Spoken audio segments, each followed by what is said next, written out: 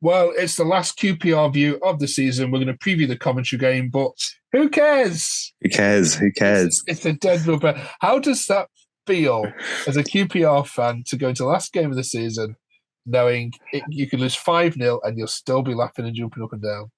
I think I've been quite pessimistic, I would say, over the last 9 months. I'd say pretty much not noticed pretty that. much all season. There's always been this nagging doubt in my mind, and I can remember about an hour before kickoff on Friday night, I said to my mum, I've never been more confident that we're going to lose a game as I am tonight. She was like, really? We're going to win. We're going to win. And I was like, no, I just can't see it happening. And then, yeah, that happened. The whole footballing world was celebrating QPR's result on Friday night. You had United fans, Chelsea fans. Yeah. I would say everyone was. I always think it's nice when your club has done something special to stop a team like Leeds winning, but you did it for yourselves. And ultimately, can we finally say the words QPR are safe without anybody putting in comments? Absolutely. Mathematically, no goal difference. No goal difference can change it now. It feels like it's been a long season, but absolutely. I'm going to ask you some serious questions now about Martí. Crikey, manager of the year for me, and Danny Roll possibly. If they stay up, McKenna will win all the awards, but Martí Cifuentes, if you're watching this, please come on next week. We'd love to interview you with Jawad and just review the season. It'd be absolutely smashing. And if you've got a contact with Martí watching this, we'd love to kind of give him the rightful manager of the season award. Is there any chance that this might be the last game that he managed to do this weekend? They asked him in a press conference last week about the Sunderland linked. He was linked with that job, and he said, "Don't believe everything that you hear." I'll be absolutely flabbergasted if he did leave. But if we start next season well, then there's going to be clubs looking at him. And I always think with a former manager, you've also got that added maybe outside interest from other countries too as well. So I think we're safe with him for now. But if it carries on, then it's going to get interest. This is it, isn't it? Because if De Zerbi goes at Brighton, for example, you can just imagine that agents get involved, don't we? And he's going to have his name mentioned, isn't he? Sort of Brighton conversations, Brentford conversations. If Thomas Frank was to be said, those kind of clubs, the bottom end of the Premier League could be lucky.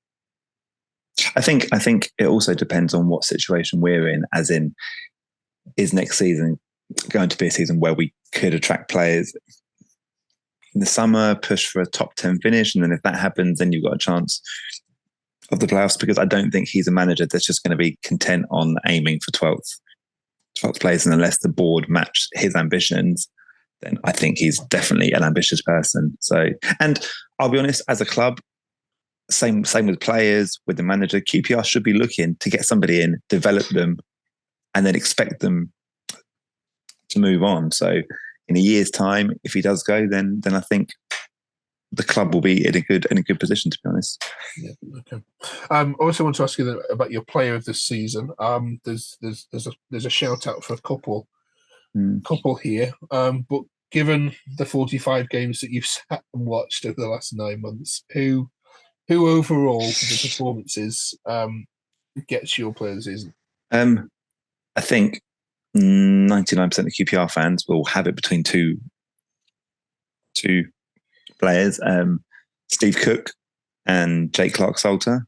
And I think it got to about Christmas time, and I think you would have heard a lot of QPR fans saying, if those two stay fit, we've got a chance of staying up. And at the time, it was a big if, because Steve Cook's 31, I think.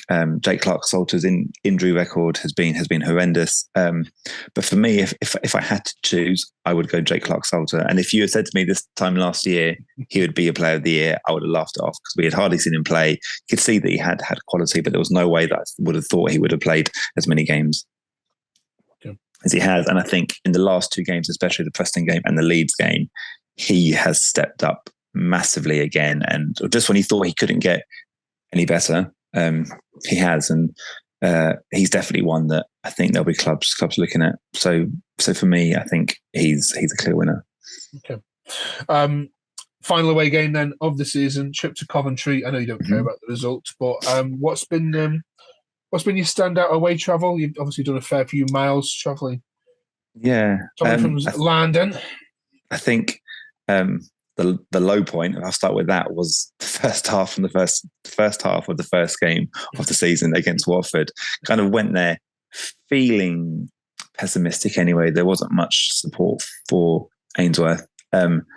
But to be 4-0 down at half time, it genuinely could have been double figures if Watford had pressed on. But I think that Leicester game was one that kind of cemented the belief that the players had something about them, that they could go and get results. So I think that one for sure.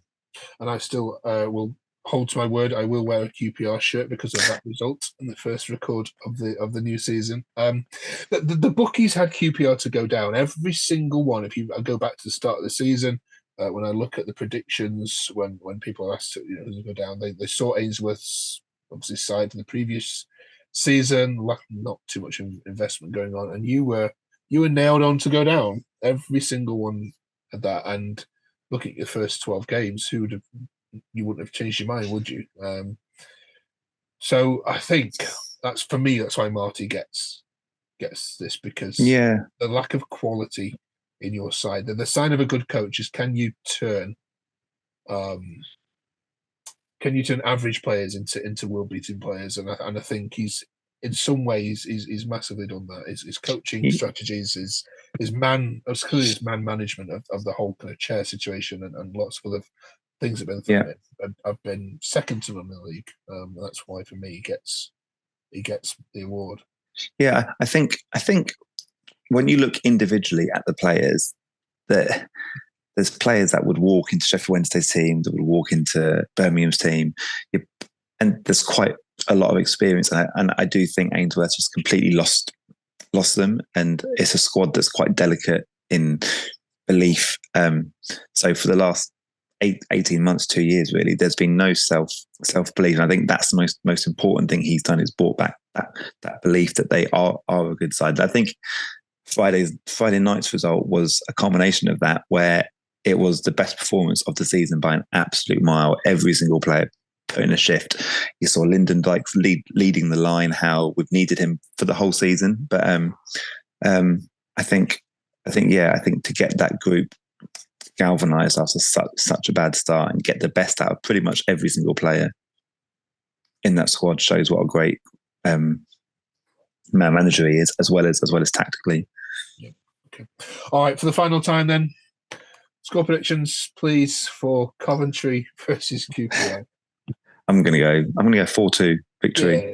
Well, end of season fun. Albert Doma coming on in the last 5 minutes, scoring in his last QPR game, hopefully. But yeah, we'll just go there, enjoy it, and I'm sure that the players are actually looking forward to a game where there is no pressure on them, and it'll be interesting to see how they respond to it as well. Okay. And fancy dress, of course, last day of the season. You got anything planned? Yeah, I think hopefully the Marty masks that I've ordered arrive in time.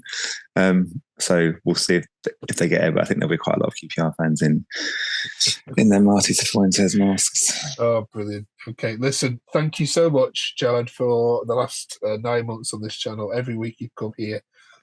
You can actually go and sit and watch yourself, can't you, now, back for the last 9 months and see. Yeah, I think you said I've aged about 10 years in 9 months. Yeah. Sort of watching QPR. I think I've aged listening to it all.